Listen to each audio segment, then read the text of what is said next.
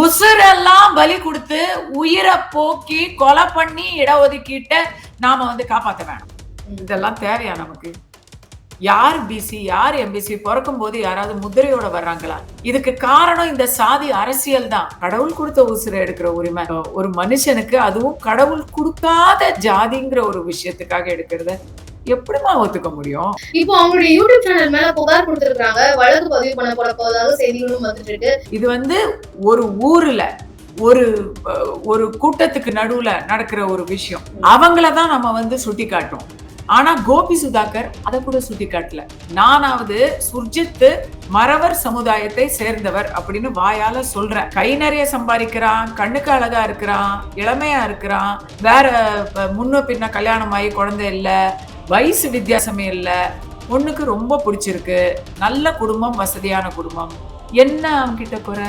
சாதி ஒண்ணு இல்ல அப்படின்றதுதானே இங்க பிரச்சனையா இருக்கு. ஏன்னா ஃப்ரீடம் ஆஃப் எக்ஸ்பிரஷன் ஆல்ரெடி இப்ப இன்னைக்கு உங்களுக்கு ஒரு கேஸ் தெரியுமா? நடிகை ஸ்வேதா மேனன் ஆபாசமாக நடிக்கிறார், எங்களுக்கெல்லாம் மனசு கெடுதுன்னு ஒருத்தன் கேஸ் போட்டு அவங்களுக்கு அரெஸ்ட் ஆர்டர் பிறப்பிச்சிருக்காங்க. பைத்தியக்காரத்தனமா இல்ல? நான் ஒரு சட்டம் படித்தவளுங்கிற முறையில நான் கேக்குறேன், நீங்க என்ன இதெல்லாம் இப்ப என்ன கூட பொய் வழக்கெல்லாம் போட்டு ஆக்ஷன்லாம் எடுத்தாங்க. அது எத்தனை நாளுக்கு அப்படி பண்ண முடியும்? இந்த மிரட்டல அரசு பள்ளிக்கூடத்துலதான் இந்த அவலம்னு பார்த்தா தனியார் பள்ளிக்கூடத்திலயும் சாதி சர்டிபிகேட், இடஒதுக்கீடு போன்ற விஷயங்களுக்கெல்லாம் கம்யூனிட்டி சர்டிபிகேட் வேணாம். சமயம் நேர்களுக்கு வணக்கம். நம்மோடு இணைந்திருக்கிறார் நடிகை கஸ்தூரி அவர்கள். வணக்கம் மேம். வணக்கம் மேம். இப்போ நெல்லையில பாத்தீங்கன்னா ஏற்கனவே கவின் அப்படின்ற அந்த அவருடைய ஆணவ கொலையானது தமிழகம் முழுவதும் ஒரு பெரிய பேசும் பொருளா இருந்தது. எல்லார் மனதிலுமே ஒரு பயத்தை ஏற்படுத்துச்சு அப்படின்னு தான் சொல்லணும். அந்த வகையில இப்போ கவினுடைய கொலை செஞ்ச சுர்ஜித் நீதிமன்றத்துல விசாரணைக்காக வெளில வந்திருக்கிறாரு. அவருடைய அந்த காணொலி இப்போ வைரலா போயிட்டு இருக்கு. அவர் அழுதுகிட்டே போற மாதிரியான ஒரு விஷயம். அதை நீங்க எப்படி பாக்குறீங்க மேம்? அதாவது ஆணவத்தின என்னோட இந்த சாதியில இருக்கிறோம் அப்படின்றதுனால ஆணவத்துல வெட்டிட்டாரு, ஆனா இப்போ அழுதுட்டே போறாரு அப்படின்ற ஏகப்பட்ட கருத்துக்கள் போயிட்டு இருக்கு. நீங்க இதை எப்படி பாக்குறீங்க அந்த காணொலியை பத்தி? அந்த நேரத்துல ஜெயில இருந்து வெளியே வரும்போது எல்லாம் உலகே அவரை சுத்தி உத்து நோக்கிக்கிட்டு இருக்கு அப்படிங்கறது அவருக்கு அந்த ரியலைசேஷன் வந்திருக்கும். ஜெயில இருக்கும்போது தெரியாது, வெளியே வரும்போது தெரிஞ்சிருக்கும். அது ஹிட் ஆகும் போது அவர் உணர்ச்சி வசப்பட்டிருக்கிறாரு அப்படின்னு நாம நினைக்கிறோம்.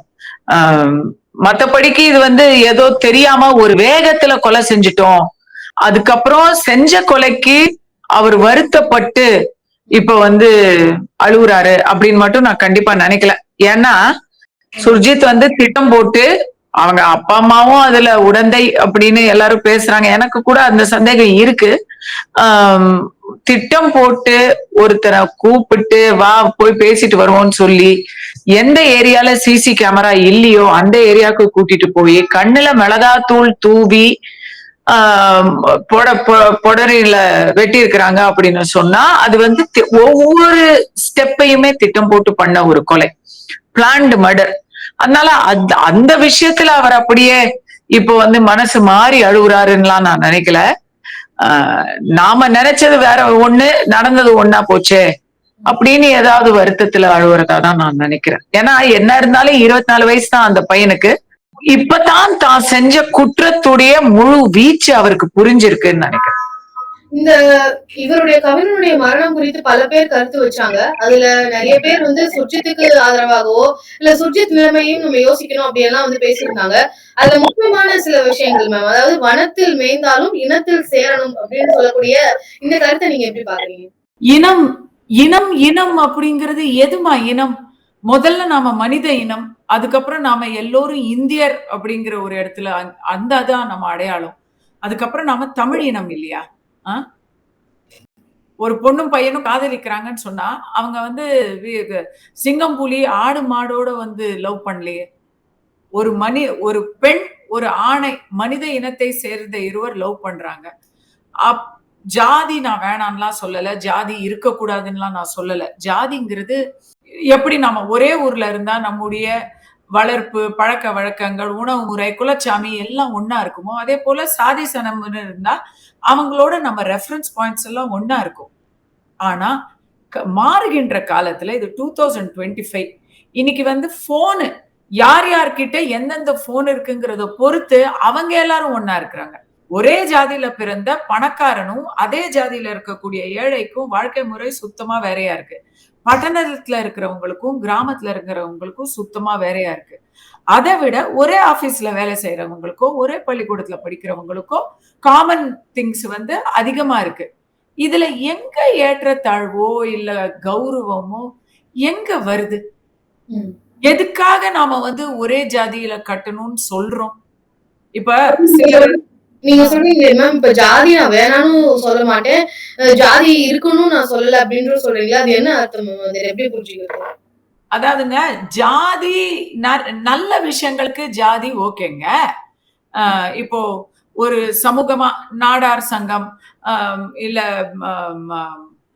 வேளாளர் சங்கம், இப்படி வந்து நிறைய பேரு சென்னையில வந்து சத்திரம், சாவடி, கோயில் பராமரிப்பு, நற்பணிகள் பண்ணிக்கிட்டு இருக்கிறாங்க. சரிங்களா?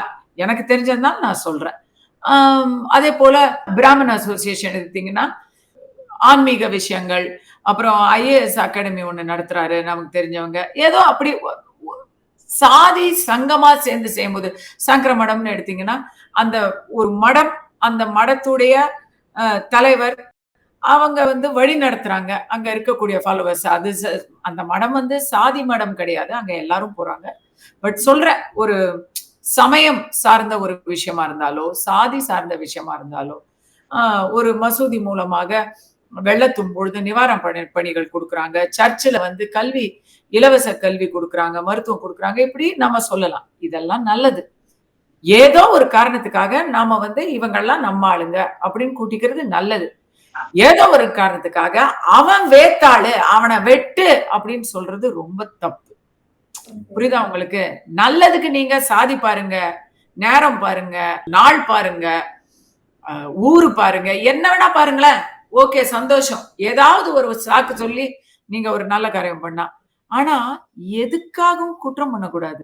கண்டிப்பா எதுக்காகவும் உசுரை எடுக்கிற அந்த உரிமை, கடவுள் கொடுத்த உசுரை எடுக்கிற உரிமை ஒரு மனுஷனுக்கு, அதுவும் கடவுள் கொடுக்காத ஜாதிங்கிற ஒரு விஷயத்துக்காக எடுக்கிறத எப்படிமா ஒத்துக்க முடியும்? கோபி சுதாகர் வந்து அவங்களுடைய யூடியூப்ல சொசைட்டி பரிதாபங்கள்னு போட்டு ஒரு விஷயத்த வந்து பேசி சொல்றத வந்து காமெடியா சொல்றத வச்சு மக்கள் கிட்ட கொண்டு போய் சேர்த்திருக்காங்க. பேசினா கூட கோபம் வரும். ஆனா இதை பார்க்கும்பொழுது அதை ஏத்துப்பாங்களோ அப்படின்ற ஒரு முயற்சியில இது பண்ணிருக்காங்க. இப்போ அவங்களுடைய யூடியூப் சேனல் மேல புகார் கொடுத்திருக்காங்க. வழக்கு பதிவு பண்ண போதாக செய்திகளும் வந்துட்டு இருக்கு. அதை பத்தி என்ன நினைக்கிறீங்க மேம்?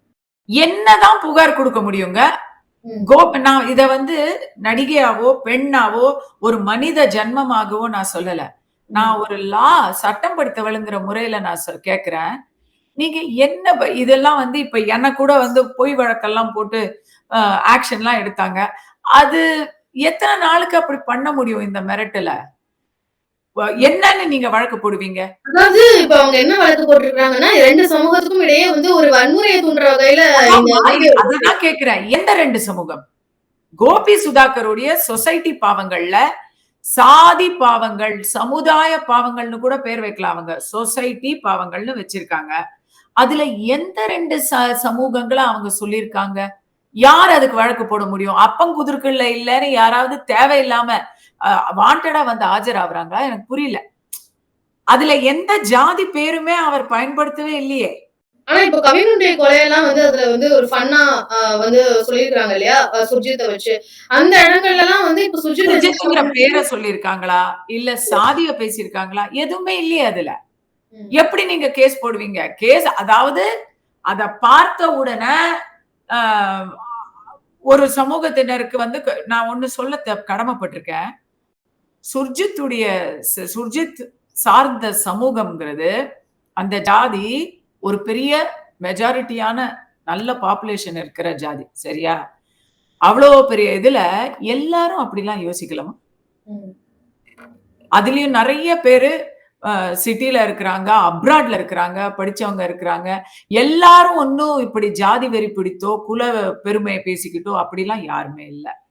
இது வந்து ஒரு ஊர்ல ஒரு கூட்டத்துக்கு நடுவுல நடக்கிற ஒரு விஷயம். அவங்களதான் நம்ம வந்து சுட்டி காட்டும். ஆனா கோபி சுதாகர் அதை கூட சுட்டி காட்டல.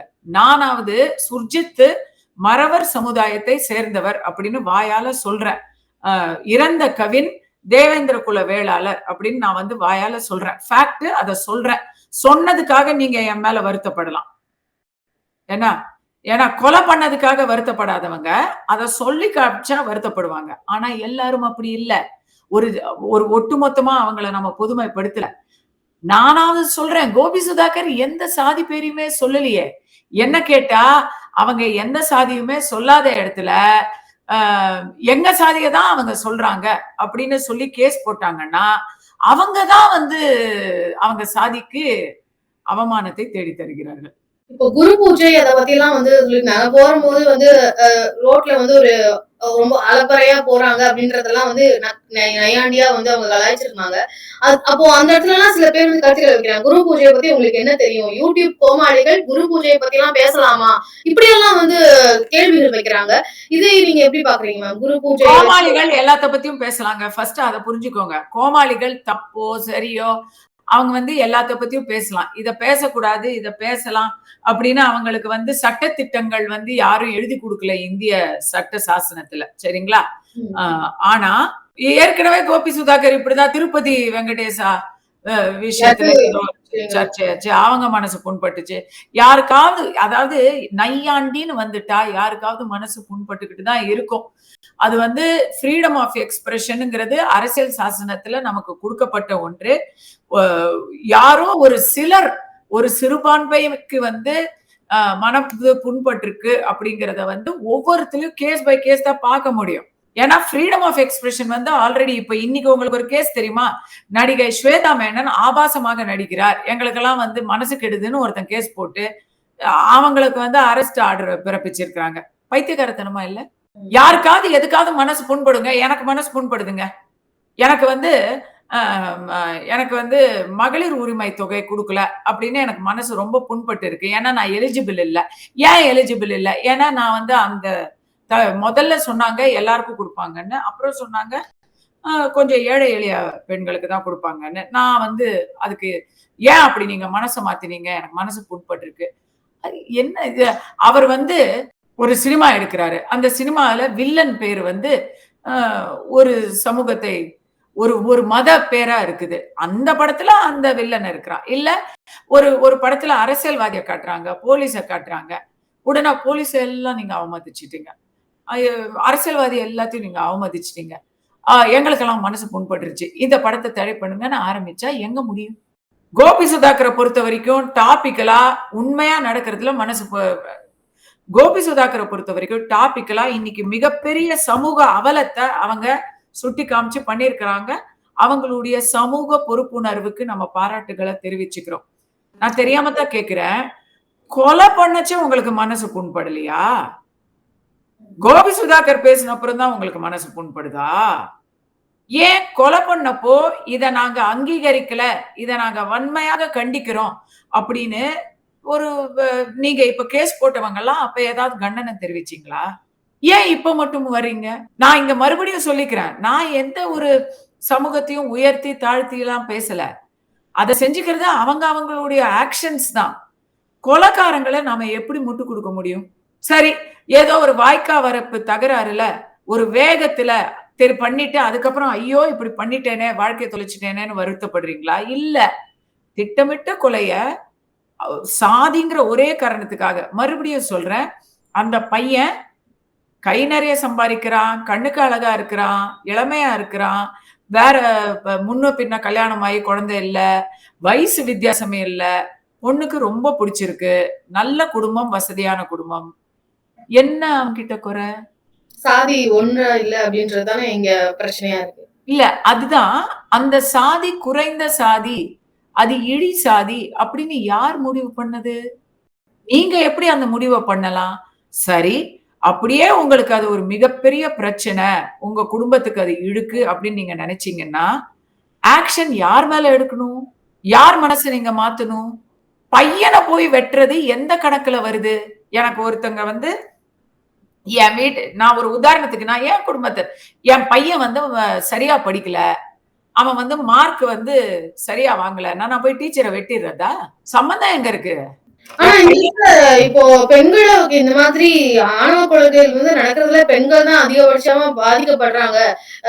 தன்னுடைய பிள்ளைய தானே கொல்ற மாதிரியான சிச்சுவேஷன் தான் அதிகமா இருக்கு அப்படின்னு சொல்றாங்களே மேம். யாருமா என்னமா சிச்சுவேஷன் இது? எதுக்குமா கொல்லணும்? நான் இன்னொன்னு சொல்றேன். இந்த ஏரியால அந்த சவுத்துல இந்த பிரச்சனை நடந்த ஏரியால இப்ப ஆணவ கொலைகள்னு கொலை நடந்துட்டு இருக்கு. 10 வருஷம் முன்னாடி வரைக்கும் பெண் சிசுவதைன்னு நடந்துகிட்டு இருந்தது. அங்க நிறைய ப்ராப்ளம்ஸ் இருக்கு. கொஞ்சம் பேக்வர்டான ரிக்ரெசிவான சில பிராக்டிசஸ் அங்க நடக்குது. இப்போ கூட வந்து நெல்லையில வந்து இப்ப கவின்குமாருடைய மரணத்துக்கே இன்னும் முழுசா தீர்ப்பெல்லாம் வரக்கூடிய இன்னும் வரல. அதுக்குள்ள வந்து பத்தமடை பகுதியில ஒரு 10th ஸ்டாண்டர்ட் படிக்கிற பையன் 12th படிக்கிற பையனை வந்து வெட்டியிருக்கிறாரு. கூட படிக்கக்கூடிய பசங்கள சேர்த்து கூட்டிட்டு போய். அதுக்கு காரணமும் அந்த பையனுடைய அக்கா வந்து ஒரு 12th ஸ்டாண்டர்ட் பையனோட பழகுறாங்க அப்படின்ற அது பிடிக்காம அந்த மாதிரி அந்த பையனோட சாதியும் நான் சொல்றேன். அதாவது பாதிக்கப்பட்டவர் வெட்டப்பட்டவர் யாதவர் இனம் சாரி வெட்டப்பட்டவர் யாதவர் குலம் அப்படின்னு இன்னைக்கு செய்திகள் பாக்குறேன். வெட்டினவங்க யாருன்னு சொன்னா உடனே நீங்க கோச்சிப்பீங்க.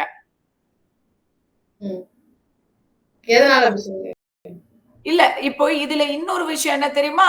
அப்போ அங்க வந்து என்ன அகைன் அது வந்து சாதி ரீதியான பிரச்சனையான்னு எனக்கு தெரியல. ஏன்னா நம்முடைய பழா போன கணக்குகள் இருக்குல்ல, இவன் வசதி இவன் தாழ்த்தின்னு. அதுல எம்பிசியை விட பிசி வந்து வசதியா தாழ்த்தியாமா? இதெல்லாம் தேவையா நமக்கு? யார் பிசி யார் எம்பிசி பிறக்கும் போது யாராவது முத்திரையோட வர்றாங்களா? இதுக்கு காரணம் இந்த சாதி அரசியல் தான். இதெல்லாம் இப்பதான் அதிகமாகுது. சாதி அரசியல் இப்பதான் ரொம்ப மோசம் தலைவிரிச்சு ஆடுது. பள்ளிக்கூடத்துல இருந்து ஆரம்பிக்கிறோம். நான் வந்து இத பத்தி நிறைய இன்டர்வியூ கொடுத்துட்டேன். எனக்கு வர்ற கமெண்ட்ஸ்ல நான் நிறைய பார்த்துட்டேன். திட்டுறவங்க கொஞ்சம் பேர் இருக்கிறாங்க. ஆனா முக்காவாசி பேர் நான் இப்ப சொல்ல போற விஷயத்துக்கு ஒத்து போறாங்க. இங்கேயும் அந்த கமெண்ட்ஸ்ல நான் பார்ப்பேன். சாதியை ஒழிக்கணும்னு சொன்னா வெறுமன பேருக்கு பின்னாடி போட்ட சாதி அடையாளத்தை மட்டும் ஒழிச்சா பத்தாது. பள்ளிக்கூடத்துல சாதி கம்யூனிட்டி சர்டிபிகேட் கொடுத்தாதான் நீங்க அட்மிஷனே போடுறீங்க. அங்கேருந்து கட் பண்ணுங்க. அரசு பள்ளிக்கூடத்துல தான் இந்த அவலம்னு பார்த்தா தனியார் பள்ளிக்கூடத்திலயும் சாதி சர்டிபிகேட் இடஒதுக்கீடு போன்ற விஷயங்களுக்கெல்லாம் கம்யூனிட்டி சர்டிபிகேட் வேணாம். உசுரெல்லாம் பலி கொடுத்து உயிரை போக்கி கொலை பண்ணி இடஒதுக்கீட்டை நாம வந்து காப்பாற்ற வேணாம். அப்போ அந்த சமுதாய மக்கள் வந்து எப்படி அடுத்த நிலைக்கு வர முடியும்? அவங்களுக்குன்னு சில சலுகைகள் கொடுக்கமா? இது போய் இது மொத்தமா இது ஒரு பிரச்சாரம். இன்னைக்கு நீங்க உங்க மனசாட்சியை தொட்டு சொல்லுங்க. அந்த சமூகம் வேறு நிலைக்கு வர வேண்டும் அப்படின்னு சொல்லிதான் நீங்க இடஒதுக்கீடு கொடுத்துட்டு இருக்கீங்களா? ஆமா, அப்படிதான் அரசாங்கம் கொடுக்குறாங்க. அதுக்காக தான் கொடுக்குறீங்களா? அப்ப ஏன் ஒவ்வொரு சாதி கட்சியும் எங்களுக்கு இவ்வளவு தேவை அவ்வளவு தேவைன்னு பேரம் பேசுறாங்க? ஏற்கனவே ஃபார்வர்ட் காஸ்டா சுதந்திரம் பெற்றப்போ 1947ல ஃபார்வர்ட் காஸ்டா இருந்த காஸ்ட் எல்லாம் இன்னைக்கு வந்து போராடி ஓட்டு வங்கிய காமிச்சு பிசி கேட்டகரிக்கு வந்திருக்கிறாங்க. பிசி கேட்டகரியில இருந்தவங்க போராடி மிரட்டி ரெப்ரசன்டேஷன் பண்ணி எம்பிசி கேட்டகரிக்கு வந்திருக்காங்க. இந்த சாதி கட்சிகளோ இல்ல சாதியை வச்சு அரசியல் செய்யக்கூடியவங்க இல்ல சாதி சங்கங்கள் அவங்க பேரம் பேசுறாங்க இல்ல அதை வச்சு அவங்க பிரச்சனை பண்றாங்கன்னா நீங்க அதைத்தானே ஒழிக்கணும். அதுக்காக நீங்க எப்படி ரிசர்வேஷனை வந்து வேணாம்னு சொல்லுங்க? ஏன்னா மக்களை கேளுங்க. இந்த ரிசர்வேஷனால உங்களுக்கு என்ன பயன்? 3 மார்க் கொடுக்கறானா? மேக்சிமம் 3 மார்க் கிடைக்குதா படிப்புல? எதுக்கு அந்த 3 மார்க்? வாய்ப்பு மறுக்கப்பட்டவர்களுக்கு இடஒதுக்கீடு இருக்கணும். ஏற்கனவே பல தலைமுறைகளாக வாய்ப்புகளை வாங்கி நல்ல ஓரளவுக்கு சமநிலைக்கு வந்தவங்களுக்கு எதுக்கு அந்த வாய்ப்பு? தமிழ்நாட்டை தவிர இந்தியாவில மற்ற எல்லா மாநிலங்களையும் எப்படி? தமிழ்நாட்டை தவிர மற்ற எல்லா மாநிலங்களிலும் கிரீமி லேயர் அப்படிங்கிற கேட்டகரி இருக்கு. இடஒதுக்கீடு கொடுக்கறாங்க. ஆனா இடஒதுக்கீடுல வசதியான குடும்பங்களுக்கு ஒதுக்கீடு கிடையாது. அவங்க ஜெனரல் கேட்டகரியில தான் அவங்க வந்து போட்டி போடணும். நீங்க ஜெனரல் இப்போ கிரீமி லேயர்னா என்னன்னு உங்களுக்கு தெரியுமா? கிரீமி லேயர்னா எஜுகேஷனலாவும் எக்கனாமிக்கலாவும் அட்வான்ஸ்டா இருக்கக்கூடியவங்க அவங்கதான் வந்து கிரீமி லேயருக்குள்ள வருவாங்க அப்படின்னு முன்னுக்கு வந்துட்ட இடஒதுக்கீடுனால் பயன் அடைந்தோ இல்ல அவங்க சுய உழைப்பிலேயோ முன்னுக்கு வந்துட்ட வாழ்க்கையில வசதிகளை வாய்ப்புகளை நன்றாக பெற்றுவிட்ட குடும்பங்களுக்கு கிரீமி லேயர் அப்படின்னு அவங்களுடைய வருமானத்துக்கு ஏத்த மாதிரி நிர்ணயிக்கிறாங்க. தமிழ்நாட்டுல மட்டும்தாம்மா இருக்கு. தமிழ்நாட்டுல மட்டும்தான் கிரீமி லேயர் என்ற ஒரு தத்துவத்தை அமுல்படுத்தாம வச்சிருக்கிறாங்க. நீதான் முன்னுக்கு வந்துட்டேப்பா, இப்போ உன் சமுதாயத்திலேயே எத்தனையோ பேர் கஷ்டப்படுறாங்களே, அவங்களுக்கு ஒதுங்கி இடம் கொடுக்கலாமே, ஒத்துக்கிறீங்களா இத? ஒரு உங்க ஜாதியிலேயே கஷ்டப்படுறவனுக்கு நீங்க இடம் விட்டுட்டு நீங்க போய் உங்களுடைய திறமையால நீங்க போட்டி போடலாமே அப்படின்னு கேட்டா, தமிழ்நாட்டுல தான் இல்ல இல்ல அதெல்லாம் நாங்க அமல்படுத்த மாட்டோம். நான் தெரியாம தான் கேட்கிறேன். உங்களுக்கே இதோட விஷயம் தெரியலையே. நல்ல வசதியா இருந்தா கூட அவங்களுக்கு வந்து ரிசர்வேஷன் வேணும். ஏன் கேக்குறீங்க? எதுக்கு உங்களுக்கு ரிசர்வேஷன்? உங்களுக்கு வாய்ப்பு மறுக்கு. அதாவதுமா, நீங்களும் லேடிஸ், நானும் லேடிஸ். அதனால நான் இதை கேட்கிறேன். பெண்களுக்கு படிக்கவே கூடாது, வெளியவே வரக்கூடாது, போட்டே போடக்கூடாது, இத சொத்துல உரிமை கிடையாது, இப்படிப்பட்ட ஒரு காலம் இருந்தது. இன்னைக்கு பெண்களுக்கு அந்த உரிமை எல்லாம் கிடைச்சிடுச்சு. பெண்கள் எதுக்காக போராடினாங்க? பெண்கள் சம உரிமைக்காக போராடினாங்களா, இடஒதுக்கீடுக்காக போராடினாங்களா? தங்களுக்கு மறுக்கப்பட்ட வாய்ப்புகளை கொடுங்க, எங்களுக்கு படிக்கிறதுக்கு வாய்ப்பு கொடுங்க, அதுக்கப்புறம் நான் முன்னேறிக்கிறேன். இதுதான் நம்முடைய பெண்கள் நமக்காக காமிச்ச வழி. இன்னைக்கு மாணவிகள் ஒவ்வொரு வருடமும் மாணவர்களை விட அதிகமா நல்லா படிச்சு சாதனை படிச்சுக்கிட்டு இருக்காங்க. படிச்சாலுமே வந்து அந்த அவங்களுக்கான போய் சேர வேண்டிய உரிமைகள்னு ஒண்ணு இருக்குல்ல மேம். இப்ப சொத்து உரிமை அந்த மாதிரியான விஷயங்கள்லாம் செஞ்சு தரதுனால தானே அவங்களும் எம்பவர் ஆகுறாங்க. ஆமாம்மா, சொத்துல இப்போ இத்தனை வருஷமா பெண்களுக்கு சொத்து உரிமை இல்ல, ஆண்களே அதை அனுபவிச்சுட்டு இருந்தாங்க. அதனால இனிமே ஆண்களுக்கு சொத்துரிமை கிடையாது, பெண்களுக்கு அதை நாம இடஒதுக்கீடு பண்ணி அடுத்த ஒரு 75 வருஷத்துக்கு பெண்களுக்கு மட்டும் சொத்துரிமை.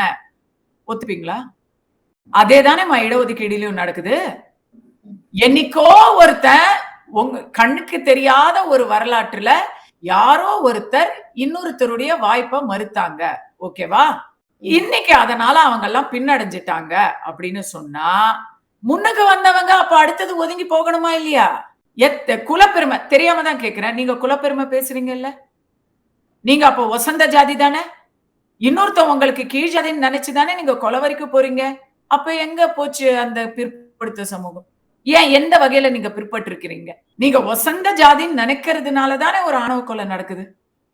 அப்போ உங்களுக்கு மேல வசந்த ஜாதின்னு நினைக்கிறவன் உங்களுடைய வாய்ப்பை தட்டி பறிச்சா நீங்க எப்படி கேள்வி கேட்க முடியும்? ஆனா சமுதாயத்துல எல்லாருமே வந்து முன்னிலைக்கு வந்துட்டாங்களா அப்படின்ற ஒரு கேள்வி இருக்கு. அதான் சொல்றோம். அப்ப முன்னுக்கு வந்தவங்க இன்னைக்கு சுர்ஜித் ஒரு ஏழப்பாடையா? இடஒதுக்கீடு என்பது பொருளாதார அடிப்படையில இருந்தா இந்த பிரச்சனையே இல்ல. ஏன்னா முன்னுக்கு வராதவன் கண்டிப்பா கஷ்டத்துல இருப்பான். நல்ல பணத்திலேயே புரண்டுகிட்டு இருக்கிறவன், இந்த சுர்ஜித் குடும்பத்தையே எடுத்துக்கோமே, 2 பேர் போலீஸ், அம்மா அப்பா 2 பேரும் போலீஸ், இந்த பையனும் படிச்சிருக்கிறான், அந்த பொண்ணும் டாக்டரு. இதுல இவங்க எந்த வகையிலாவது பிற்படுத்தப்பட்டு இருக்கிறாங்களா? வாய்ப்புகள் இல்லாம கஷ்டத்துல இருக்கிறாங்களா? அந்த சமூகத்துல, மறவர் சமூகத்துல பலர் கஷ்டத்துல இருக்கிறாங்க. அவங்களுக்கு கொடுங்க, அந்த வாய்ப்புகளை கொடுங்க, ஒத்துக்கிறோம். பிற்படுத்தப்பட்ட, மிகவும் பிற்படுத்தப்பட்ட, தாழ்த்தப்பட்ட, ஒடுக்கப்பட்ட என்ற வார்த்தைகளை எல்லாம் எடுத்துட்டு ஏழை பணக்காரன் இவ்வளவுதான்மா. ஆனா இப்போ அந்த சமுதாயம், இப்போ ஒரு சமுதாயத்துக்கு ரிசர்வேஷன் கொடுக்குறாங்கன்னா அந்த சமுதாயத்துக்குள்ள இருக்கிறவங்களே நம்ம அதுல போட்டி போட போறாங்க. அதுல அப்போ மற்றவர்களுடைய மறுபடியும் சொல்றேன், அந்த சமுதாயத்தை சேர்ந்தவர்கள் தான் எனக்கு ஏகோபித்த ஆதரவு கொடுக்குறாங்க. நாங்க ஏழையா இருக்கோம், எங்களுடைய வாய்ப்புகளை எங்களுடைய சமூகத்தை சேர்ந்த நல்ல வசதி படைத்தவர்கள் தட்டி பறித்துக் கொள்கிறார்கள். மிடில் கிளாஸ் அப்படின்னா அத்தனை பேர் பேசியிருக்கிறாங்க. எனக்கு எந்த இடத்துல தட்டி பறிக்கிறாங்க? இப்ப எஜுகேஷன் வந்தா அதுல எல்லாரும் படிச்சு போட்டி போட்டுதானே யார் முன்னிலையில் வராங்களோ அதிக மதிப்பெண் எடுக்கிறவங்களுக்கு அந்த ரிசர்வேஷன்ல அவங்களுக்கு அந்த சீட் கிடைக்க போகுது. அப்படித்தானே போகுது. இதுல இதை யாரும் தட்டி பறிக்கிறதுக்கான இல்லையம்மா, அதுலயும் நமக்கு இரட்டை நிலைப்பாடுகள் இருக்கு. அதிக மதிப்பெண் தான் கிரைட்டீரியான்னு சொன்னா, ஜெனரல் கேட்டகரியில இருக்கிறது, நீங்க வந்து ஃபார்வர்ட் காஸ்ட்னு ஒரு காலத்துல கூப்பிட்ட சமூகங்கள் ஒரு 4 பேர் தான் இருக்காங்க. அவங்க 100க்கு 100 எடுத்தாலும் அவங்களுக்கு அட்மிஷன் கொடுக்க மாட்டீங்க. திறமைன்னு சொன்னா ஒண்ணு திறமைய பார்க்கணும், ஏழ்மைன்னு சொன்னா ஒண்ணு ஏழ்மையா பார்க்கணும், இல்ல பழங்குடியினர் மலை மேல இருக்காங்க முதல் தலைமுறை அப்படின்னு சொன்னா முதல் தலைமுறையை பார்க்கணும். உங்களுக்கு தேவையான ஓட்டு அரசியலுக்கு தேவையான வேஷங்களை போடக்கூடாது தானேமா. ஒண்ணு நீங்க திறமைய பார்க்கணும். அப்ப மார்க்க மட்டும் பாருங்க, அதுக்கப்புறம் கேட்காதீங்க ஆம்பளைங்களுக்கு அட்மிஷனே கிடைக்கல, எல்லா சீட்டும் பெண்களே எடுத்துக்கிட்டு போயிட்டாங்கன்னு அழுவக்கூடாது. ஆஹா, 2000 வருஷம் முன்னாடி பிராமின்ஸ் எங்களை படிக்க விடல அப்படின்னு பொய் நீலி கண்ணீர் வடிக்க கூடாது. ஏன்னா அதுவே பொய். அன்னைக்கும் யாரும் பிராமின்ஸ் யாரையும் அடிக்க முடியாது, இன்னைக்கும் யாரையும் அடிக்க முடியாது. ஆணவ கொலைகள்லாம் பிராமண சமுதாயத்துல நடக்கிறது இல்ல. கலப்பு திருமணம் நிறைய நடக்குது, ஆனா அதுல கொலை எல்லாம் நடக்கிறது இல்ல. அவங்க நீங்க தானே ஜாதியை கொண்டு வந்தீங்கன்னு சொன்னா அதை ஒத்துக்கவே முடியாது. ஏன்னா வர்ணாசிரமம் வேறு, ஜாதி என்பது வேறு. வணிக பரம்பரை அப்படிங்கிறது தமிழ் சமூகத்துல இருக்கு, வைதிக பரம்பரை என்பது தமிழ் சமூகத்துல இருக்கு, வேளாள குடி என்பது தமிழ் சமூகத்துல இருக்கு, வீரக்குடி என்பது தமிழ் சமூகத்துல இருக்கு. இதுதான் ஜாதியா உருமாறுது. இதுக்கெல்லாம் வரலாறு சொல்ற அளவுக்கு நமக்கு நேரம் பத்தாது. ஆனா எந்த இடத்துல தவறு இருக்கோ அந்த இடத்துலதான் அம்மா ஒண்ணு சொல்றேம்மா, ஒரு கேன்சர்னு சொன்னா இடஒதுக்கீடு, இன்றைய இடஒதுக்கீடு நமக்கு தமிழ்நாட்டுல சரியானபடி அமுல்படுத்தப்படவில்லை. கிரீமி லேயர் இல்ல, ஒரு சமூக நீதியா அது இல்ல, அரசியலுக்கான ஒரு பம்மாத்தா தான் இருக்கு. கேன்சர் ஒரு வந்திருக்கு சமூகத்துல, அந்த கேன்சரை ஒழிக்கணும்னு சொன்னா முதல்ல ஆமா கேன்சர் வந்திருக்குன்னு நீங்க முதல்ல அத அங்கீகரிக்கணும். அப்பதான் கேன்சருக்கான மருந்து கொடுத்து உங்களை குணப்படுத்த முடியும். சீச்சி எங்களுக்கெல்லாம் நல்லா தான் இருக்கு, வந்திருக்கிறது கேன்சரே கிடையாது, சும்மா ஜரம் அப்படின்னு சொன்னீங்கன்னா, ஜுரத்துக்கான மருந்தை சாப்பிட்டுக்கிட்டு இருந்தீங்கன்னா உங்களுக்கு கண்டிப்பா குணமே ஆகாது. தமிழ்நாட்டுல இன்னும் என்ன பண்றாங்க தெரியுமா, ஒரு சமூகத்துல இருக்கக்கூடிய இழிவுக்கு கூட இன்னொரு சமூகத்தை பழி போடுறாங்க. உங்களுக்கு ஒரு நோய் இருக்குன்னா உங்களுக்கு தான் மருந்து கொடுக்கணும். அவன் இருக்கான் பாருங்க, அவன் பக்கத்து வீட்டுல இருக்கிறான், அவன் தான் இந்த நோயை எங்களுக்கு அறிமுகப்படுத்தி வச்சான்னு சொல்றதுனால பயன் இல்லை. அவன் அதுக்கப்புறம் போயிட்டான் ஊரை விட்டு, அவனை பத்தி பேசிய பயன் இல்லை. நோயை விட்டுட்டு போயிட்டான், நோய் எங்க கிட்ட இருக்குன்னு சொன்னா, ஐயா நீங்க தான் அந்த நோய்க்கான மருந்தை கண்டுபிடிக்கணும், நமக்கான மாற்றத்தை நாம தான் கொண்டு வரணும். இதுதான் நம்முடைய பிரச்சனை. நீங்களே புரிதல் இல்லாம பேசிட்டீங்களே. தமிழ்நாட்டுல என்ன நடக்குது நடக்கல, நீங்க திறமைன்னு பேசிட்டீங்க, நீங்க தயார் தானே? ஒரு பெண்ணா உங்களுக்கு சான்ஸ் கொடுத்தா போறோம், உங்களுக்கு ஸ்பெஷல் சீட்டு, எக்ஸ்ட்ரா மார்க், இதெல்லாம் நீங்க எதிர்பார்க்கிறீங்களாமா? அதெல்லாம் நீங்க உங்க திறமையில பாத்துப்பீங்க, கரெக்டா? ஏன் இன்னொருத்தருக்கு வரணும்? ஏன் பிச்சையா போடுறாங்க? எதுக்குன்ற தேவேந்திர குல வேளாளர் இன்னைக்கு வேணாம் எங்களுக்கு அதுன்றாங்க. வேணாம் எங்களுக்கு வேண்டியது சமூக அந்தஸ்து, எங்களுக்கு வேண்டியது இந்த பிச்சை மார்க்கு இடஒதுக்கீடு சலுகை இல்ல அப்படிங்கிறாங்க. அந்த மாதிரி எல்லாரும் பேச வேணாமா? இன்னைக்கு மிகப்பெரிய சமூகங்கள்ல வரதட்சணை கொலைகளும் ஆணவ கொலைகளும் நடக்குது. அவங்க சமூகங்கள்லாம் பிற்படுத்தப்பட்ட சமூகங்கள்லாம், அங்க ஏழைகள் இருக்கிறாங்க. ஆனா அந்த ஏழைகளுக்கு வாய்ப்பு போகுதா?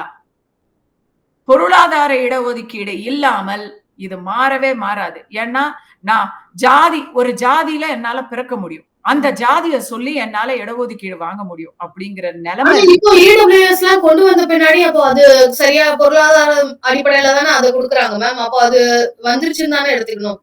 இடபிள்யூஎஸ்ல எத்தனை பேரு தன்னுடைய, அப்ப ஏன் நீங்க சாதி கம்யூனிட்டி சர்டிபிகேட் கேக்குறீங்க? வேற எதுக்காக கேக்குறீங்க?